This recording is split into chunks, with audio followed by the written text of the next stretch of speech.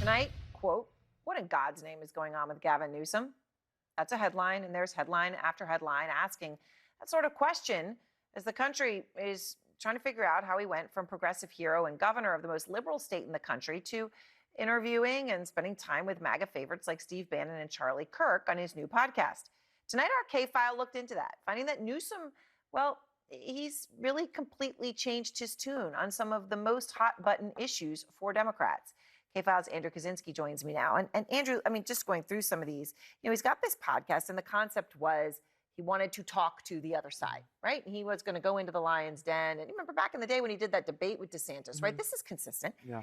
So his first time, though, he goes out and he backs away from some unpopular progressive policies, even ones that he's championed. So let's talk about the word Latinx. Just 2 weeks ago, here's what he said about it. By the way, not one person ever in my office has ever used the word Latinx. So can we finally put that to bed? Yeah, we agree? where did that even No come? more Latinx, like, everybody. Well, I just didn't even know where it came from. I'm like, what are people talking about? But there was a person who used Latinx. It was actually a really important person. It was him, right? Yeah, that's right. And look, these aren't minor shifts. These are progressive issues that Gavin Newsom used to champion until fairly recently. And now he's not just walking away from them. He's sort of acting like they were never legitimate with that clip talking about Latinx in the first place. But let's take Latinx. We did find somebody who used it repeatedly in his office. Let's take a listen to this.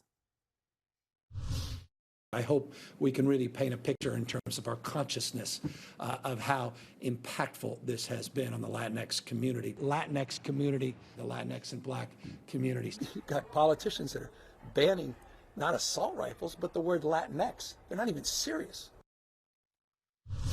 And look, Aaron, those aren't the only times that we found that he used it. He also used it a lot on social media. Look at a few of these right here.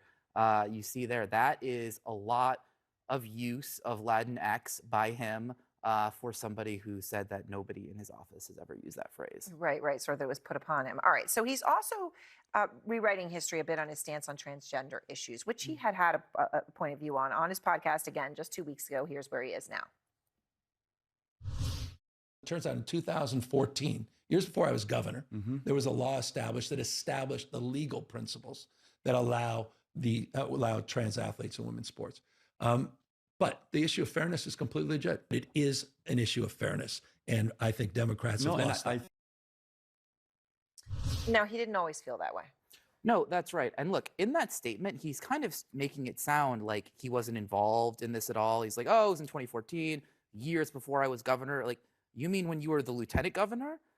When you actively defended and praised that law? And one of the videos that we found was actually him praising not just the governor at the time, Jerry Brown, but the California state legislature for putting that in place at the time. Take a listen to this.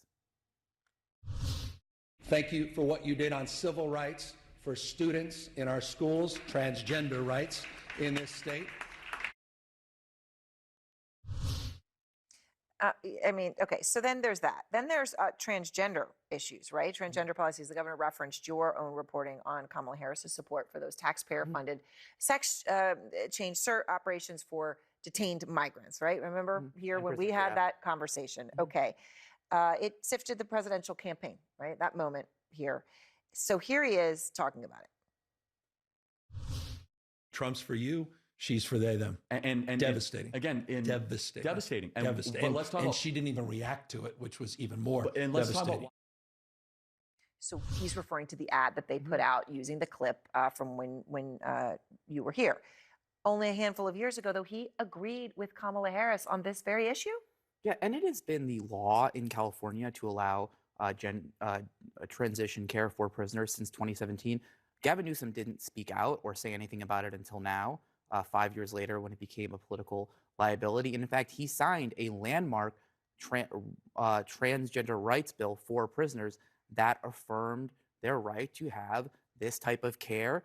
And he approved a state Medicaid expansion that also extended gender-affirming care to undocumented immigrants. So his record on this is really not matching the rhetoric that he was putting out in that podcast. All right, so what's he saying tonight about all this? So we reached out to their spokespeople. They declined to comment on record. They sent us on background comments that said that he's worked to protect transgender youth. They said, quote, Latinx is not a term that is regularly used by the administration, and they did not clarify his comments on transgender prisoners at all, saying only that the governor's comments speak for themselves.